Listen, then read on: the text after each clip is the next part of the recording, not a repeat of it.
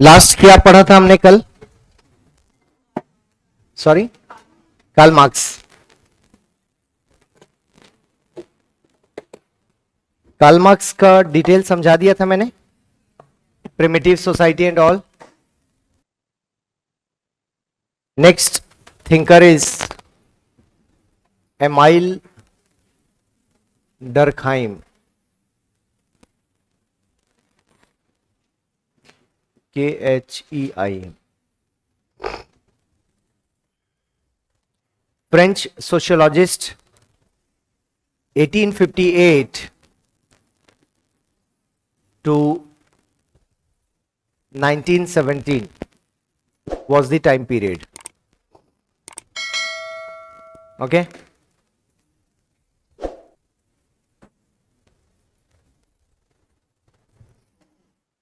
Basically, Durkheim ने he talked about social facts, about religion, about suicide. ये इनके ज्यादा इंपॉर्टेंट काम में थे। लिख रहे हैं इनके बारे में, लिखिएगा। In the study of social phenomena. तो कल को हमें साइंस बताना है, सोशियोलॉजी एज अ साइंस, तो ये वाला स्टेटमेंट आप लिख सकते हैं कि स्टैटिस्टिक्स का इस्तेमाल कर रहा है कोई, दैट मीन्स वो सब्जेक्ट साइंस के नजदीक है, ठीक है ना, because he is talking about facts. और फैक्ट्स का उनका मतलब क्या हुआ कि कोई भी फैक्ट जिसमें कोई लॉजिक हो, ठीक है, और बिना लॉजिक के कोई सोशल एक्शन नहीं होगा। और सोशल एक्शन टर्म कौन इस्तेमाल करेगा? Max weber. वो सोशल एक्शन कहते हैं। हर सोशियोलॉजिस्ट का कोई ना कोई एक कीवर्ड मिलेगा आपको। Social fact used by Durkheim, social action used by Max Weber, ठीक है, सबके अलग अलग टर्म्स हैं। सोशल कॉन्फ्लिक्ट्स कौन यूज करेगा? कार्ल मार्क्स। तो टर्मोलॉजीज बहुत इंपॉर्टेंट है, खासकर सोशियोलॉजी में। आपको बहुत ज्यादा थिंकर्स नहीं पढ़ना, इसलिए बहुत ज्यादा सोचना नहीं है। ऑप्शनल में थोड़ा सा वहां डिफरेंस करना चैलेंज होता है, बिकॉज 8 to 10 स्कॉलर्स पढ़ना पड़ता है, ठीक है ना। तो फिलहाल वो हेडेक आपके साथ नहीं है। नेक्स्ट टाइटल दीजिए max weber. Max weber, German sociologist.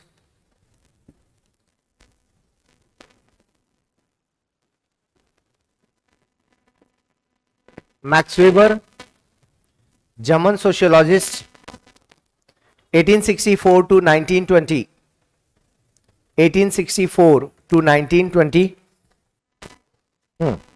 इसमें लिखिएगा, हाँ, I will repeat it. It is concern with the interpretive understanding of human social action and the meaning people attach to their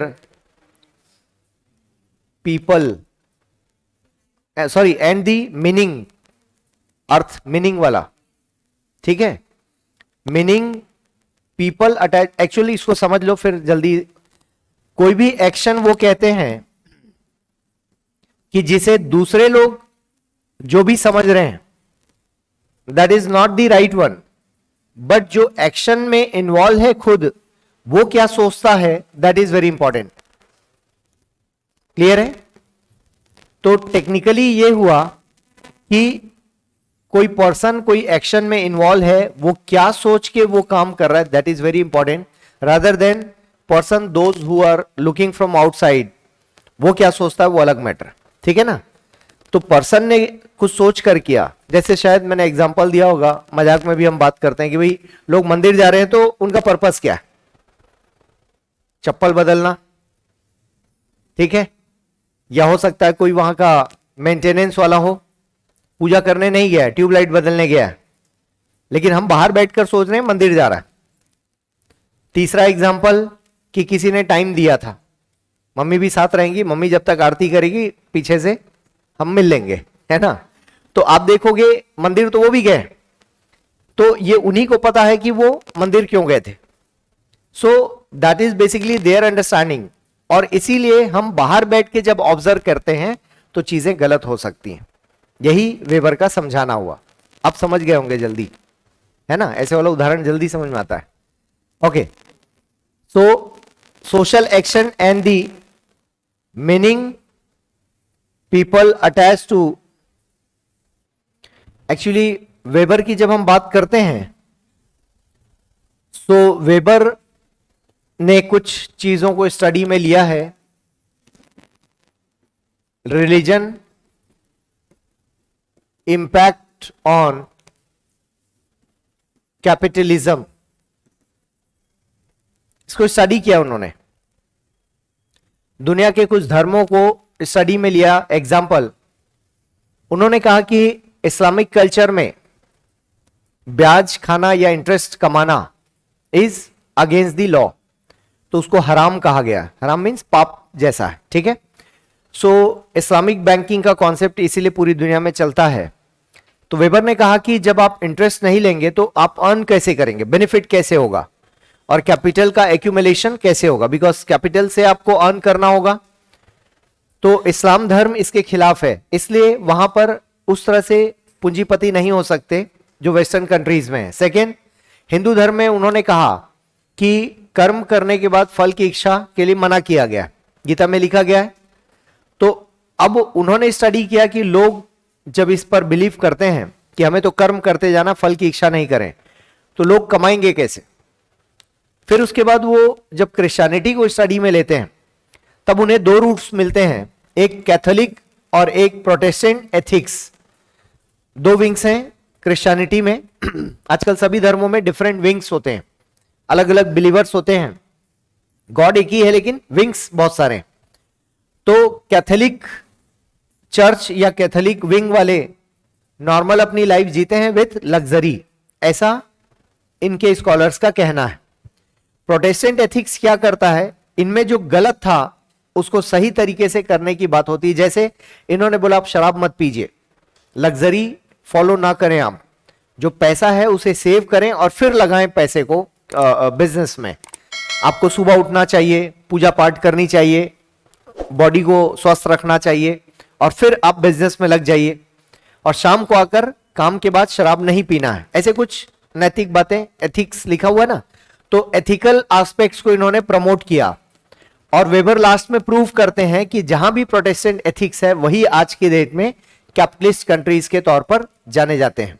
Japan, France, Germany, USA, सभी जगह। और उन्होंने कहा इनका percentage बहुत ज्यादा है प्रोटेस्टेंट एथिक्स वालों का। सो वो ये कहना चाहते हैं कि I don't know about the religion but वो इंपैक्ट कर रहा है कैपिटलिज्म पर, ऐसा उन्होंने प्रूव करने की कोशिश की। दूसरा था कि वेस्टर्न कंट्रीज में ही क्यों कैपिटलिज्म आया, इसका भी आंसर हो गया ये, ठीक है। तीसरा, उन्होंने ब्यूरोक्रेसी पर स्टडी किया। कहा जब सरप्लस प्रोडक्शन होने लगा तो लोग अपना बिजनेस किसी के भरोसे छोड़कर बाहर जाने लगे उसको बेचने के लिए। सरप्लस समझते हैं, एडिशनल। तो यहां जो काम संभालने वाला बंदा था that must be educated person, जिसे कुछ अकाउंटिंग वर्क आ जाए, कुछ कैलकुलेशन वर्क आ जाए, लेटर लिखना आ जाए। तो लोग जमीन पर बैठ के काम करते थे पहले, फिर अचानक इनोवेशन हुआ कि टेबल पर बैठकर काम करना है। तो table was the bureau, French language में ब्यूरो का मतलब टेबल। तो टेबल पर जो लोग बैठकर काम करना शुरू किए उन्हें क्या नाम दिया गया, ब्यूरोक्रेट्स। आई होप समझ पा रहे हैं। ब्यूरोक्रेसी सुना हुआ हमने, क्रेसी मीन सिस्टम। तो ब्यूरोक्रेट उनको कहा गया जो टेबल पर बैठकर काम करने लगे। आप देखोगे पुराने जमाने में हमारे जो मुनिम होते थे, मूवीज में देखा होगा, तो वो एक ऐसे स्लैंटेड टेबल पर बैठ के काम कर रहे हैं, ठीक है। तो जमीन पर बैठना है लेकिन टेबल होगा, टेबल होगी, उसके ऊपर रख के काम करना है। तो उसी कल्चर में ब्यूरोक्रेसी का जन्म होता है। और धीरे धीरे ये लोग इतने एजुकेटेड हुए, एक्सपर्ट होते गए कि वहां से कल्चर निकल पड़ा कि ब्यूरोक्रेट्स अपॉइंट करना है। जब डायनेस्टी से हम डेमोक्रेसी की ओर जाते हैं, स्टेट बने, बड़े बड़े स्टेट्स, देश बने, तो हमें बहुत सारे ऐसे ऑफिसर्स की जरूरत पड़ी जिनके लिए फिर हमने बाद में क्या किया, मेरिट सिस्टम का अरेंजमेंट किया। On the basis of merit exam दीजिए, पास कीजिए और आइए परफॉर्म कीजिए, फिर उसी में प्रमोशन एंड ऑल सब कुछ।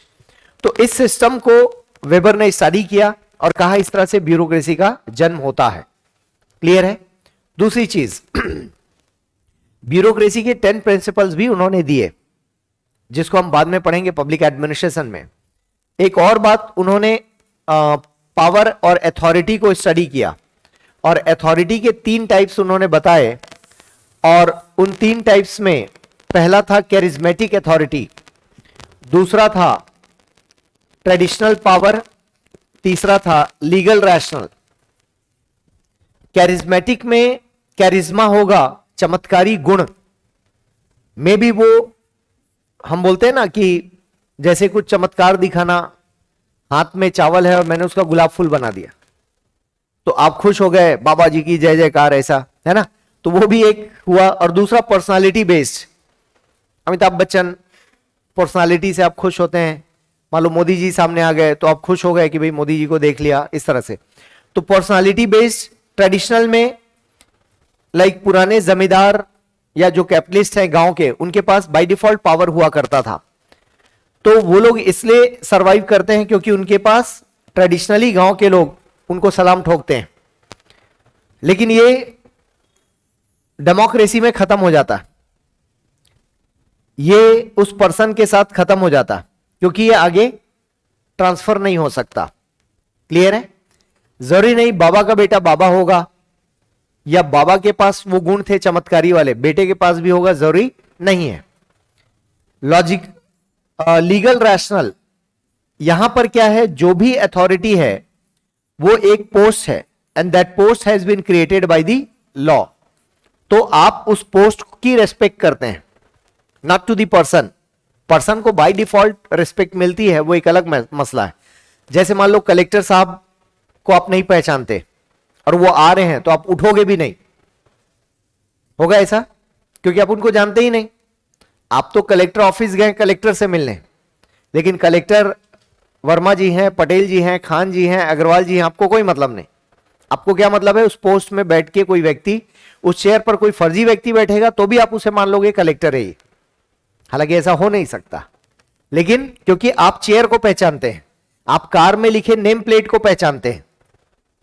और सरकारी सिस्टम में, कल मैं इवनिंग बैच में भी एग्जांपल दे रहा था, यूपीएससी जो बिल्डिंग है दिल्ली में, उसके सामने ही उनके चेयरमैन का बंगलो है।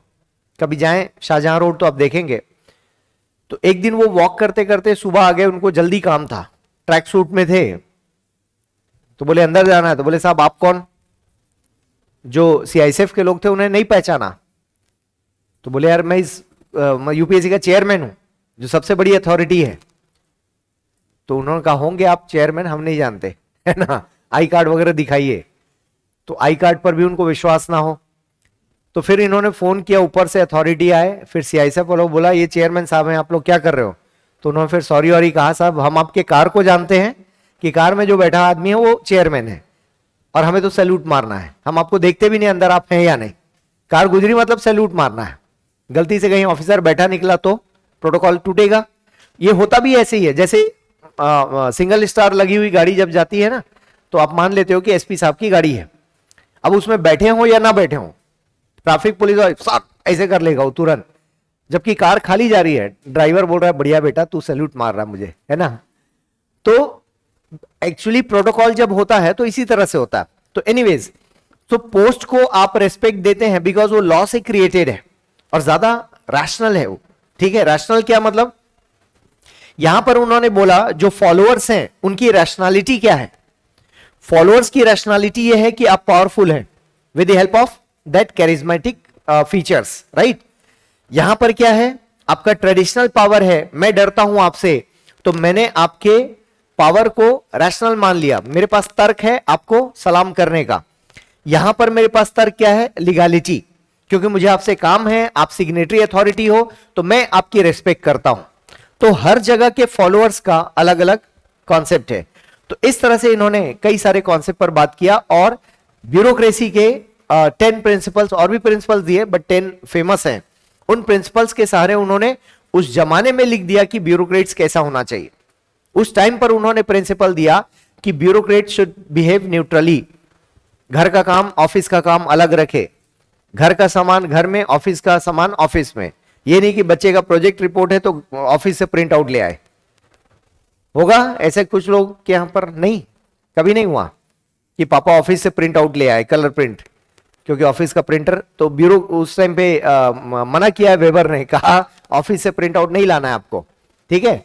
या बच्चे की रफ कॉपी के लिए पता चलो उठा के रिम उठा के ले आए कि लो बेटा आज रफ कॉपी बनाओ इसकी, तो उन्होंने साफ मना किया है कि दोनों रिसोर्सेस सेपरेट होने चाहिए, right.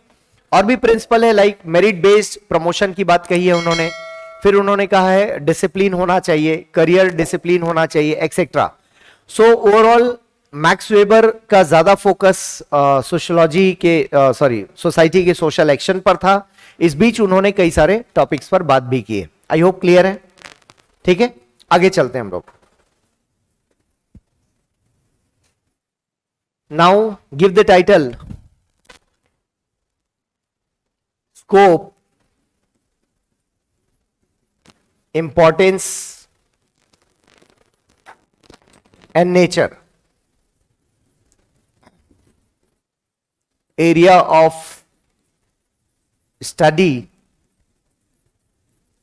why to study socio and features।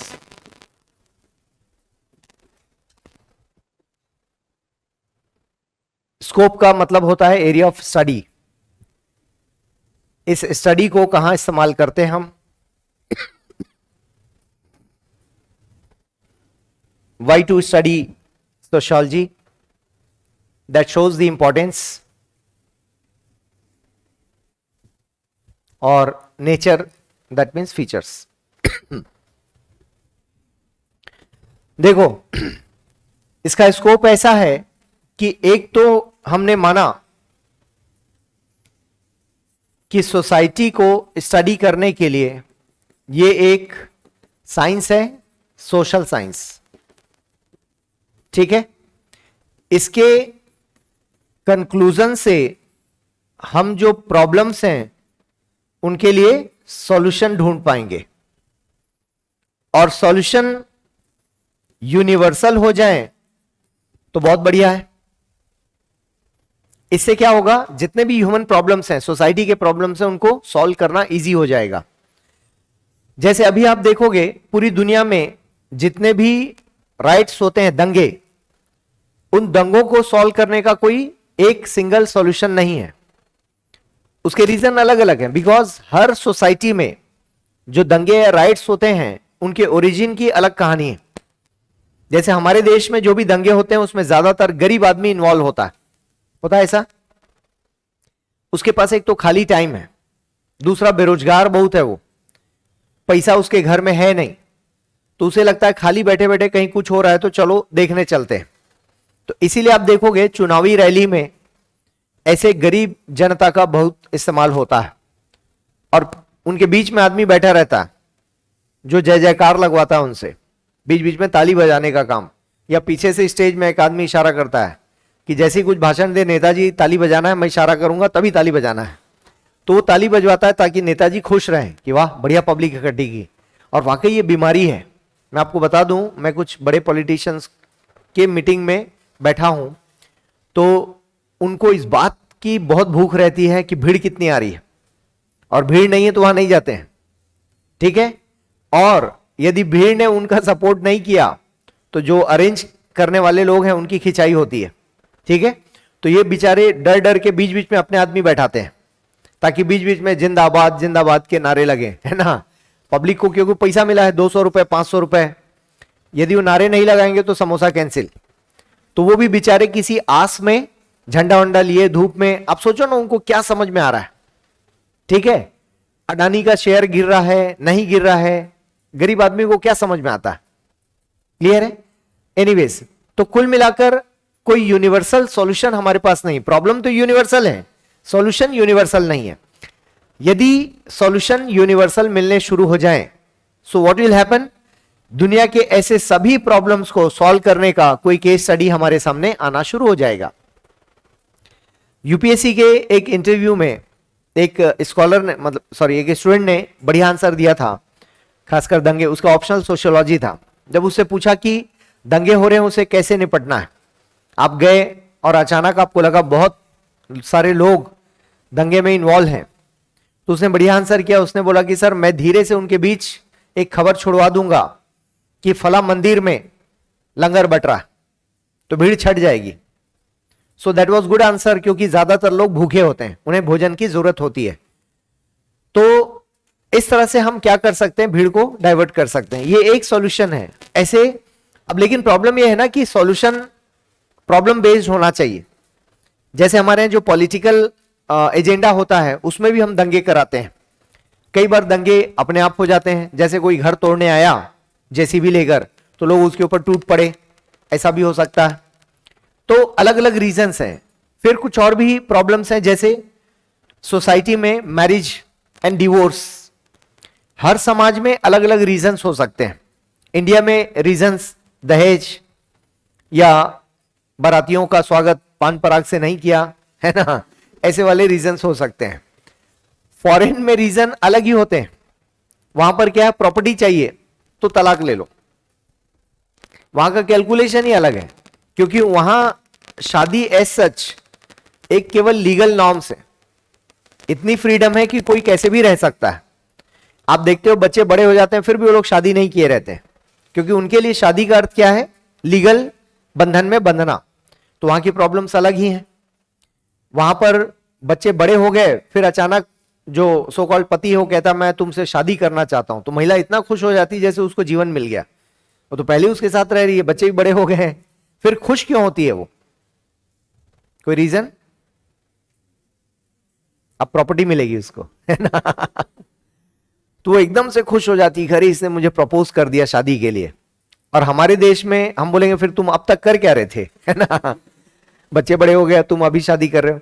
तो हमारे देश में पर्पस अलग है और वहां पर अलग है। तो हम चाहते हैं कि कोई यूनिवर्सल सॉल्यूशन मिले, ये भी इस सोशियोलॉजी का स्कोप आता है। अच्छा, फिर इन्होंने पहले ही कह दिया कि जो कंट्री है, जो टाइम पीरियड है, जो सोसाइटी की कंडीशन या स्टेटस है, उसके अकॉर्डिंग स्टडीज बदल जाते हैं। क्योंकि वेस्टर्न कंट्रीज को स्टडी करना, ईस्टर्न कंट्रीज को स्टडी करना, दोनों में जमीन आसमान का फर्क होगा। एशिया में सोसाइटी के नॉर्म्स अलग हैं, वेस्टर्न कंट्रीज में सोसाइटी के नॉर्म्स अलग हैं टोटली। इसीलिए इस बात से फर्क पड़ता है कि आप स्टडी कहां पर कर रहे हो। जैसे नॉर्थ ईस्ट के ट्राइब्स, छत्तीसगढ़ के ट्राइब्स और जम्मू कश्मीर के ट्राइब्स, तीनों में फर्क है। तीनों अलग अलग चीजों के लिए फाइट कर रहे हैं। जम्मू कश्मीर वाला किसके लिए फाइट कर रहा है कि उसको देश ही अलग बनना है, ठीक है, टेररिज्म से फाइट कर रहा है। नॉर्थ ईस्ट वाला सेपरेटिस्ट मूवमेंट चल रहा है, वो कई बार ये भी डिमांड कर रहा है कि नागालैंड को अलग मत करो, लेकिन हमें अलग दर्जा दे दो, पैसा आप देते रहो, हम लोग अपने हिसाब से रहेंगे, है ना, उनका अलग। फिर हमारे छत्तीसगढ़ में आप देखोगे नक्सलिज्म, ना सेपरेटिस्ट हैं और ना टेररिस्ट हैं, वो कहते हैं हमें पावर दे दो। तो हम पूछते हैं क्यों दे दें भाई, अब पावर चाहिए तो आ जाओ इलेक्शन लड़ो, हमारा ये मानना है। तो हैं ट्राइब्स तीनों जगह, लेकिन आप देख रहे हो तीनों की प्रॉब्लम्स अलग अलग हैं। तो ये भी हमारे कंसीडरेशन में आता है। तो सोशियोलॉजी का स्कोप ये है कि वो कहां कहां स्टडी कर सकता है। फिर आप देखोगे पॉलिटिकल जो क्वेश्चंस हैं उनको सॉल्व करने का काम भी हमारे देश में सोशियोलॉजी कर सकता है। जैसे पॉलिटिक्स में एक इंपॉर्टेंट एस्पेक्ट्स है कि हमारा वोटर वोट क्यों देता है, उसके पीछे कास्ट की कहानी हो सकती है, रिलीजन की कहानी हो सकती है, वेलफेयर की कहानी हो सकती है, या फिर दूसरे पार्टी की बुराई कर दो और अपने पास वोट ले लो, ऐसा भी हो सकता है। तो ऐसे बहुत सारी चीजें हैं जो वर्कआउट होती हैं, उसमें भी सोशियोलॉजी स्टडी करती है। देन फिर आप देखोगे जो हिस्टोरिकल चैलेंजेस रहे हैं सोसाइटी में, जैसे हमारे यहां पर सती प्रथा, फेटिसाइड, डाउरी या विमेन एक्सप्लॉयटेशन, ये सारी चीजें, इनका भी सॉल्यूशन सोशियोलॉजी से निकाला जा सकता है। क्लियर है? कई बार गवर्नमेंट स्कीम्स को स्टडी किया जाता है, हालांकि सोशियोलॉजी कहती है कि हम किसी के लिए स्टैंडर्ड बनाकर नहीं देते हैं, अच्छा या बुरा हम नहीं बताएंगे, हम बता देंगे व्हाट इज है क्या, वो हम बता देंगे, बाकी आप डिसाइड कीजिए आपको करना क्या है। तो इनके स्टडीज से ये भी फायदा होता है। एग्जांपल लेते हैं, सपोज सेल्फ हेल्प ग्रुप में विमेन के स्टेटस को स्टडी कर रहे हैं, जैसे छत्तीसगढ़ में गौठान या गोबर से पेंट बन रहा है ना, गोबर से अगरबत्ती या बहुत कुछ बना रहे हैं। अब उसका बेनिफिट उनको कितना हो रहा है, इस बात के लिए मान लो स्टडी कोई करता है सोशियोलॉजी में, स्टडी करके वो कंक्लूजन दे सकता है कि ये हमने ऑब्जर्व किया। अब गवर्नमेंट को देखना है कि उसका बेनिफिट हुआ या नहीं हुआ। एक और एग्जांपल लेते हैं, उज्ज्वला स्कीम है। अब उज्ज्वला स्कीम में हमने क्या किया, गैस सिलेंडर दिया। तो अब मान लो स्टडी होती है कि इसके बेनिफिट्स क्या है, तो वो जो विमेन है वो जंगल जा रही है लकड़ी लाने, इसके बाद उसका टाइम उसमें जा रहा है, बच्चों पर वो फोकस नहीं कर पा रही है, घर आकर चूल्हा जलाती है तो उसके लंग्स में प्रॉब्लम, घर में धुआं धुआं भर जाता है, कई बार आग लग जाती है एक्सेट्रा। फिर आप देखोगे कि खाना बनाने में उसे बहुत वक्त लग जाता है, बारिश में लकड़ियां गीली हो जाती हैं, उसको सूखे में रखो। पहले वाकई 10 साल पहले बहुत ज्यादा चैलेंज था, अब तो फिर भी हर गांव में हीटर या फिर लोग गैस सिलेंडर का इस्तेमाल करना शुरू कर दिए। तो उज्ज्वला स्कीम ने एक तरह से उनका क्या किया है, सोशल एम्पावरमेंट किया। सोशल एम्पावरमेंट का मतलब यह हुआ उनके सोसाइटी में स्टेटस को ठीक कर दिया।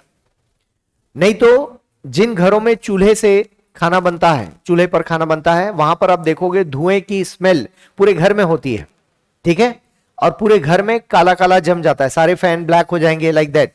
सो एक उज्ज्वला स्कीम का एनालिसिस करने के बाद पता चला कि वुमेन एम्पावरमेंट हुआ है, सोशल एम्पावरमेंट, इकोनॉमिक एम्पावरमेंट, अलग अलग तरीके से, ठीक है। अब वो अपना टाइम बच्चों में लगा सकती है, घर साफ सुथरा है, उसको कार्बन से प्रॉब्लम नहीं होगी लंग्स में, लाइक दैट। तो ऐसे स्टडीज करके गवर्नमेंट की हेल्प कर सकते हैं सोशियोलॉजी वाले। दूसरा, प्राइवेट कंपनीज को बेनिफिट मिलता है with the help of different kind of analysis and studies. Feedback system है, कोई प्रोडक्ट लॉन्चिंग है उसका सिस्टम है, या सोसाइटी में किन चीजों की जरूरत है, सोसाइटी किस डायमेंशन में जा रही है। जैसे मोबाइल या लैपटॉप, आजकल स्क्रीन टाइम बढ़ गया बच्चों का, है ना, तो हर दिन पेपर में कुछ ना कुछ आता रहता है, जैसे मोबाइल की लत कैसे छुड़ाएं, अब ये सब भी आने लगा है। तो बच्चों को एडिक्शंस हो गई हैं गेम खेलने की, है ना, आप लोग भी खेलते होंगे, नहीं कुछ तो होंगे, हाँ एक दो लोग हैं। गेम खेलना is not a bad thing. Problem यह है कि जब आप लंबे समय तक लगे रहें एक ही पोजीशन में बैठ के, क्योंकि फिजिकल मूवमेंट उतना नहीं है, थोड़ा बहुत हो सकता है, ये ऐसे करते हैं जब, वो मूवमेंट बस होता है, बाकी और कुछ नहीं होता, है ना। सो बेसिकली ये सारी चीजें हैं जो सोसाइटी में चैलेंज के तौर पर, जिसे ठीक करना चाहती है सोशियोलॉजी। वहीं पर इसका स्कोप आपको लिखना है। ये तो मैंने बता दिया जो आप मन से लिख सकते हैं स्कोप के बारे में, कि सोशियोलॉजी काम कहां पर करती है, ठीक है। उसी के कुछ पॉइंट्स हम लोग लिखेंगे, लिखेगा।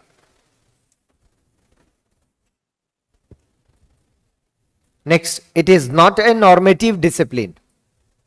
It is not a normative discipline. Normative इसका मतलब यह होता है कि जो नॉर्म्स सजेस्ट करने वाला सब्जेक्ट। जब हम नॉर्मेटिव होता तो क्या मानते कि सोशियोलॉजी हमें कोई स्टैंडर्ड बता रहा है कि डेमोक्रेसी कैसी होनी चाहिए, सोसाइटी कैसी होनी चाहिए, सोसाइटी में रिलेशंस कैसे होने चाहिए। वो कोई स्टैंडर्ड नहीं बताता, वो केवल स्टडी करके बताता है कि चल क्या रहा है। क्योंकि स्टैंडर्ड बताने का मतलब है बायस्ड होना, आप अपने वैल्यू जजमेंट्स को इनपुट डाल देते हैं, ठीक है ना। जैसे मैक्स वेबर की एक थ्योरी है, वो मेंटल मैप की बात करते हैं। वो कहते हैं कि मेरा अपना मेंटल मैप है, आपका अपना हो सकता, it should be your own, this is my mental map. तो मैंने किसी चीज को स्टडी किया है on the basis of my own observation and analysis. जरूरी नहीं कि उसे आप फॉलो करें। और यही रीजन है कि जब मैक्स वेबर वेस्टर्न कंट्रीज के सोसाइटी को स्टडी करके एनालिसिस देते हैं और उस थ्योरी को उठाकर, खासकर ब्यूरोक्रेसी की थ्योरी को उठाकर ईस्टर्न कंट्री या एशियन कंट्रीज जब फॉलो करते हैं तो उनमें बहुत सारे लूप होल्स निकलते हैं। तो जब लोग क्रिटिसाइज करते हैं कि वेबर ने गलत थ्योरी दे दी, तब वेबर के जो सपोर्टर्स हैं उनका कहना है कि वेबर ने गलत थ्योरी नहीं दी, आपने गलत इंप्लीमेंटेशन किया। बिकॉज वेबर तो कह रहे हैं this is my mental map, it could be yours also. तो आप अपना डेवलप कीजिए। और डेवलपिंग कंट्रीज की सोसाइटी में अलग अलग चैलेंजेस होते हैं, तो आप पहले अपनी प्रॉब्लम्स देखिए, अकॉर्डिंगली आप मॉडल्स डेवलप कीजिए। This is my model.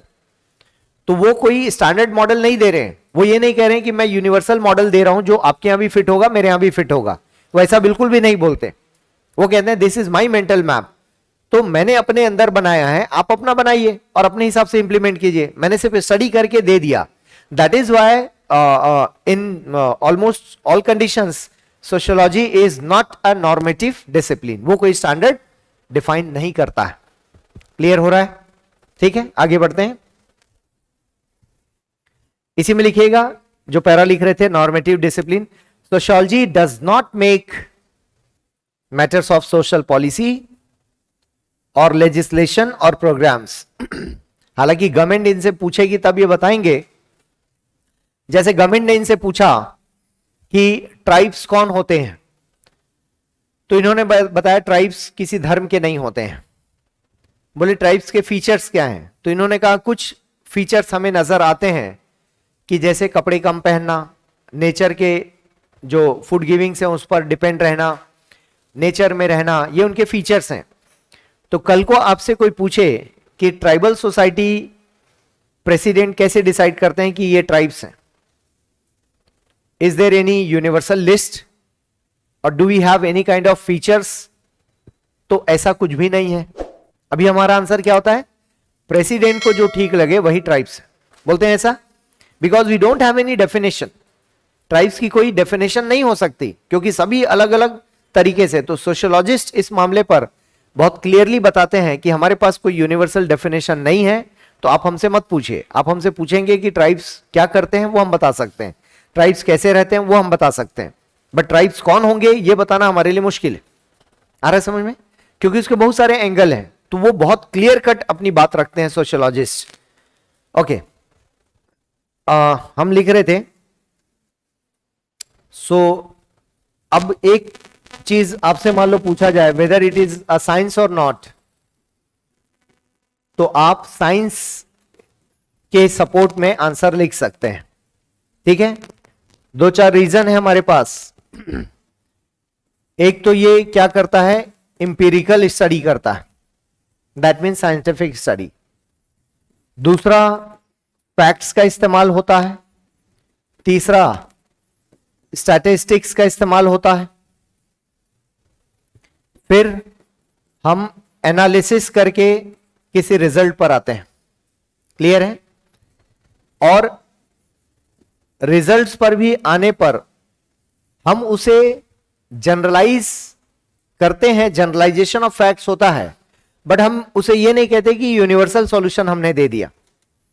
हम ये कहते हैं, साइंस भी यही कहता है कि जब जिसकी प्रॉब्लम बताओगे, जैसे मान लो फीवर के लिए कुछ कॉमन मेडिसिन होती हैं, बट जब डॉक्टर के पास जाओगे तो वो आपको कुछ ना कुछ और सपोर्टिव मेडिसिन देगा, बिकॉज वो आपके बॉडी के सॉल्ट को टेस्ट करना चाहता है। मेडिकल स्टोर में जाओगे तो वो बोलेगा भैया ये कैलपोल रख लो, खा लेना, दिन में 2 बार ठीक हो जाओगे।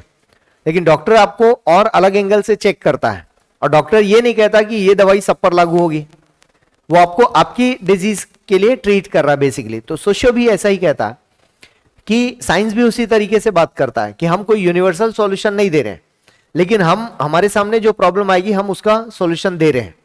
सो on the basis of these analysis and these facts you can write sociology as a science. ठीक है, बट ये जरूर बता देना कि उसका नेगेटिव क्या है। It can not be a science like physical science. Okay, physical science में क्या है कि मोर और लेस वहां पर 95% चीजें स्टैटिक होती हैं, ज्यादातर वहां पर यूनिवर्सल रिजल्ट्स आते हैं। मतलब आज यहां जो एक्सपेरिमेंट करोगे वो अमेरिका में भी सेम कंडीशंस में सिमिलर होगा, but because the sociology is connected with the human behaviour and social actions and social relationships, तो इन सब में वैरायटी बहुत ज्यादा है और टाइम के अकॉर्डिंग वो चेंज भी हो रहा है। जैसे टेक्नोलॉजी में चेंजेस आ रहे हैं तो टेक्नोलॉजी का अपग्रेडेशन दिख रहा है आपको, बट बिहेवियर वाइज यहां देखोगे डिग्रेडेशन दिख रहा है। हो रहा है ऐसा? पहले एक रेस्पेक्ट थी सोसाइटी में, पेरेंट्स को लेकर, फैमिली मेंबर्स को लेकर, सोसाइटी को लेकर, अलग तरह की रेस्पेक्ट में हम बात करते थे। अभी आप देखोगे धीरे धीरे हम लैंग्वेज हमारी खराब होते जा रही है। हो रहा है ऐसा? लैंग्वेज खराब हो रही है, हम दूसरे को टॉन्ट कर रहे हैं, उसके पर्सनल मैटर पर बात कर रहे हैं, हमारी लिमिट खत्म हो गई, हम पब्लिकली गाली गलौज करते हैं, सोशल मीडिया में गंदा लिखते हैं, ये कौन से लोग हैं जो लिख रहे हैं? ऑब्वियसली हमारे सोसाइटी के पार्ट हैं। तो ये ऐसे भी आप देखोगे एब्यूजिव हैं, अपनी लाइफ में बहुत ज्यादा नेगेटिव होंगे, क्योंकि उनके शब्दों में आप देखोगे इसी तरह की चीजें हैं। और जितने भी लोग दुनिया के बड़े लोग हैं जो काफी समझदार हैं, आप देखोगे उनके शब्दों में बहुत सेलेक्टेड वर्ड्स होते हैं, अच्छे वर्ड्स होते हैं, और वो पर्सनल कमेंट कभी किसी पर नहीं करते हैं, क्योंकि उन्हें पता है कि मुझे अपनी लाइन आगे बढ़ानी है। ठीक है, जैसे सचिन का एग्जांपल लें, सचिन ने कभी किसी को क्रिटिसाइज नहीं किया, इनफैक्ट एम्पायर को भी कुछ नहीं बोला, इनफैक्ट जो स्लेजिंग करते थे क्रिकेटर उसको भी कुछ नहीं कहा, लेकिन जो मेरी ड्यूटी हो मैं पूरी करूंगा, कि बॉल मेरे पास आएगी तो सिक्सर मारना मेरा काम है। और सिक्सर ऐसा नहीं कि मैं आपको क्रिटिसाइज कर रहा हूं, भाई बॉल आई तो मैंने मार दिया। तो कई ऐसे प्लेयर हैं जिन्होंने सचिन को डिस्टर्ब किया। जैसे क्या होता है, बॉलर पास से गुजरता है और उसको मान लो कुछ भी बोल दिए, तेरी हाइट नहीं है इतनी कि तू मार सके छक्का, क्लियर है? तो इससे क्या होता है, क्रिकेटर डिस्टर्ब हो जाता है, अभी बताता हूं तुझे, बैल खूब जोर से घुमाए, है ना, आउट हो जाएगा वो गुस्से में। तो सचिन ने ऐसा कभी नहीं किया, वो शांति से खेलते रहे, जब जैसे बॉल नेचुरल आई तब उन्होंने जमा दिया।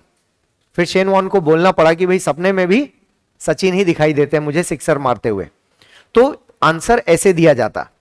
तो इस तरह की जो सभ्यता है ना, वो हम धीरे धीरे खोते जा रहे हैं। आप देखोगे ड्यू टू सोशल मीडिया अब ऐसे लोगों का एक्सपोजर ज्यादा हो गया, एग्जिस्ट तो करते थे वो।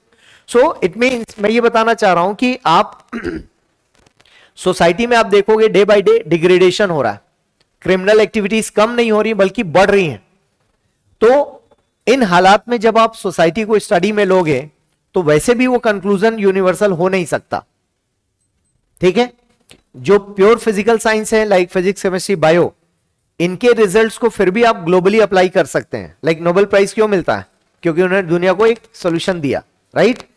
बट सोशियोलॉजिस्ट वो सॉल्यूशन दे पाए जरूरी नहीं है, बिकॉज ये country specific, society specific, family specific होता है, और हर फैमिली की अपनी कहानी होती है। क्लियर है? तो इसी कंटेक्स्ट में ये इसका एक नेगेटिव मामला है, अदरवाइज इसे आप साइंस कह सकते हैं। Any doubt? समझ पाए करना क्या है? तो सोशियोलॉजी एक साइंस है या नहीं, इसका आंसर मैं दे रहा था आपको। क्लियर है? अब इसकी इंपॉर्टेंस पर बात करेंगे हम लोग। Importance means what? इंपॉर्टेंस मतलब कि इसे क्यों पढ़ना चाहिए, इसको पढ़ने के बेनिफिट्स क्या है। आपके नोट्स में गिवन है, उसके पॉइंट वाइज 8-10 पॉइंट्स लिखे हैं, मैं कुछ पॉइंट्स पर डिस्कशन कर रहा हूं केवल।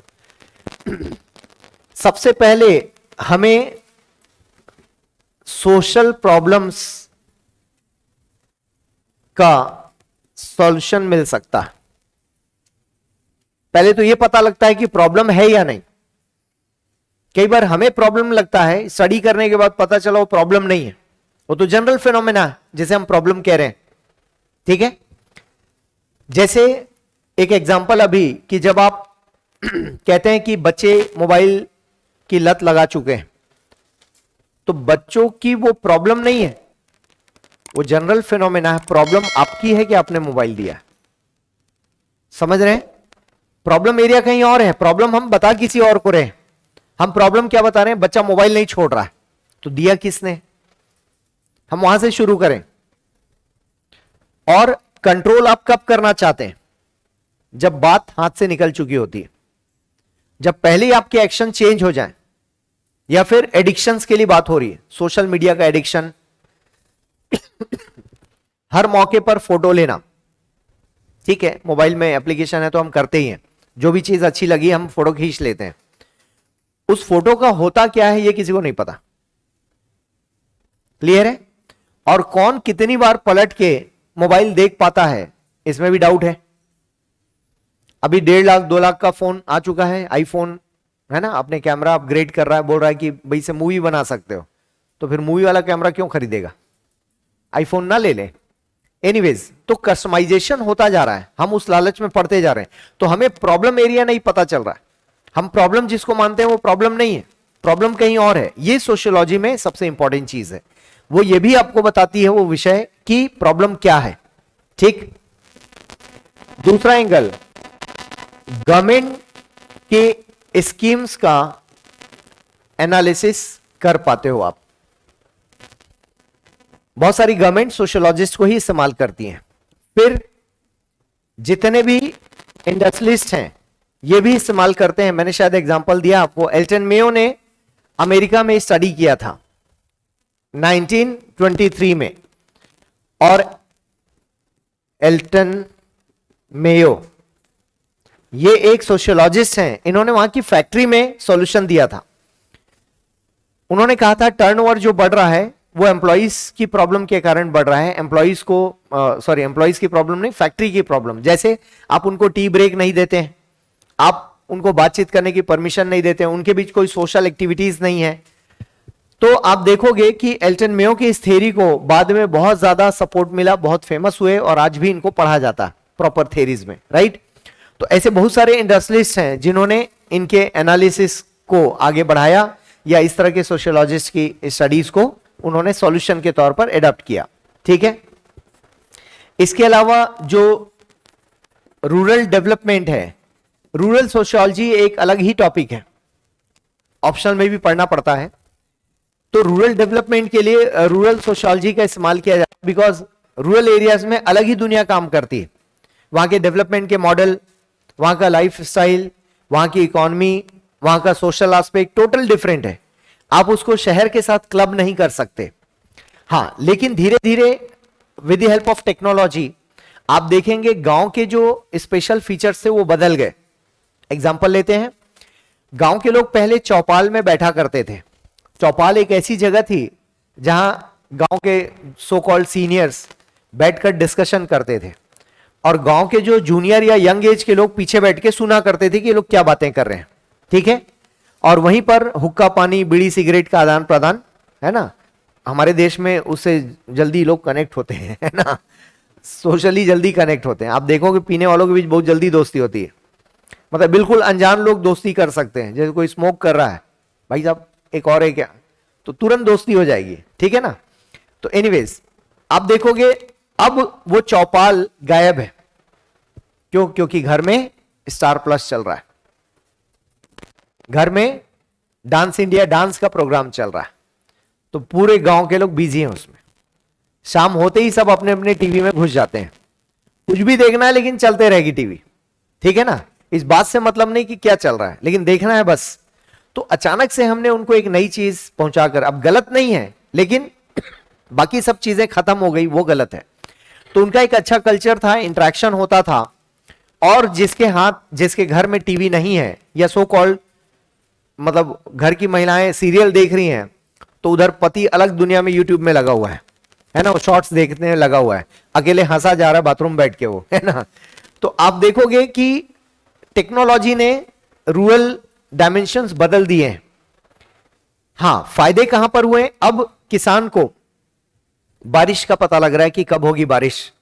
अब उसको यह पता लग गया कि मुझे जाना है शॉप पर, गवर्नमेंट शॉप पर, वहां पर जो फर्टिलाइजर है वो आ गया, हाइब्रिड सीड्स आ गए, कोई नई टेक्नोलॉजी आ गई, कोई नया इंस्ट्रूमेंट आ गया।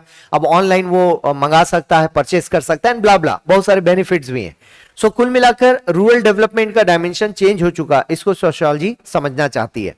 फिर आप देखोगे जो सोशल फिनोमेना है उसको स्टडी करके अलग ही तरह का एनालिसिस सोशियोलॉजिस्ट दे रहे हैं, वहां भी इसकी इंपॉर्टेंस है। एग्जाम्पल, वैसे तो ये लास्ट 10 ईयर से लोग स्टडी कर रहे हैं। ब्रिटेन में एक बड़ी प्रॉब्लम चल रही है, और वो है टीन एजर्स के एबॉर्शन का कल्चर, ठीक है। हम हमारे देश में परेशान हो रहे होते हैं कि हमारे देश में जो यूथ है वो डीरेल हो गया, ऐसा हम कहते हैं। उधर देख लो आप, वो लोग अलग परेशान है। अब उनकी परेशानी का कारण यह है कि एबॉर्ट करना एथिकली वो लोग या रिलीजियसली गलत मानते हैं। वेस्टर्न कंट्रीज में, खासकर क्रिश्चियनिटी में, आप देखोगे अमेरिका में आसान नहीं है अबॉर्ट कराना, ठीक है। ब्रिटेन में भी, क्योंकि चर्च इन सारे रूल्स को, इन सारी चीजों को रेगुलेट करने के लिए फेमस है। चर्च कहता है कि कोई जीव जन्म ले चुका है तो उसको खत्म करना हत्या के समान है। क्लियर है? अब मान लो ये टीनेजर्स हैं, अब ये बच्चों को जन्म दे देंगे तो उस देश का होगा। क्लियर है? प्रॉब्लम पॉपुलेशन से नहीं है, प्रॉब्लम है कि उन टीनेजर्स का क्या होगा, उस यंग एज में वो लोग क्या उस रिस्पॉन्सिबिलिटी को बियर करने के लिए तैयार हैं। कॉन्फ्लिक्ट समझ में आ रहा है? तो सोशियोलॉजिस्ट के स्टडीज इन सभी जगह पर जाकर आपको अवेयर कराते हैं कि देखो दुनिया के और भी किसी कोने में इस तरह की प्रॉब्लम चल रही है, आपकी अपनी प्रॉब्लम भी प्रॉब्लम है, लेकिन उधर भी एक नई प्रॉब्लम चल रही है। आ रहा है समझ में? तो ऐसे जो स्टडीज हैं ग्लोबल लेवल के, वो आपको एक अलग एंगल देते हैं सोसाइटी को समझने के लिए, ताकि आप अपने देश में, अपनी सोसाइटी में, अपनी फैमिली में कुछ आप नया प्लान कर सकें, कुछ आप बेहतर सॉल्यूशंस निकाल सकें प्रॉब्लम्स के लिए। यहां तक ठीक है? तो इसको एक क्लिनिकल अप्रोच भी माना जाता है। सोशियोलॉजी को क्लिनिकल अप्रोच का मतलब क्या होता है? क्लिनिक में जाके हम कुछ एक्सपेरिमेंट करते हैं। एल्टन मेयो का जो एक्सपेरिमेंट था उसको क्लिनिकल अप्रोच माना गया, मतलब एक बिल्डिंग के अंदर, एक ऑर्गेनाइजेशन के अंदर एक्सपेरिमेंट करना और उससे कोई कंक्लूजन निकालना, that is called clinical approach. तो क्लिनिकल अप्रोच की इंपॉर्टेंस ज्यादा है, क्योंकि the way we study the things और प्रॉब्लम्स, उसके सॉल्यूशन उस ऑर्गेनाइजेशन के लिए निकलते हैं, लेकिन वो एग्जाम्पल या केस स्टडी दूसरों के लिए बन जाते हैं। क्लियर है? उसको बेस बनाकर हम और दूसरी जगह भी सॉल्यूशंस प्रोवाइड कर सकते हैं। यूनिवर्सल नहीं कह रहा हूं, लेकिन कुछ ऑर्गेनाइजेशन उसको इस्तेमाल कर सकते हैं। क्लियर हो रहा है? ठीक है? तो इस तरह से सोशियोलॉजी के इंपॉर्टेंस को देखा जा सकता है। बाकी 7 to 8 पॉइंट्स आपके नोट्स में भी लिखे हुए हैं, तो उनको भी आप पढ़ लेंगे। और कल हम लोग नया टॉपिक शुरू करेंगे, रिलेशन विथ अदर सब्जेक्ट्स, तो उसको भी पढ़ के आइएगा। छोटा सा टॉपिक है, मतलब हार्डली 45 मिनट में खत्म हो जाएगा वो। उसके बाद फिर जो बेसिक कॉन्सेप्ट्स हैं उसकी ओर मैं जंप करूं। ठीक है? एनी प्रॉब्लम ऑनलाइन में? किसी को कोई दिक्कत? No sir. ओके, ठीक है, थैंक यू।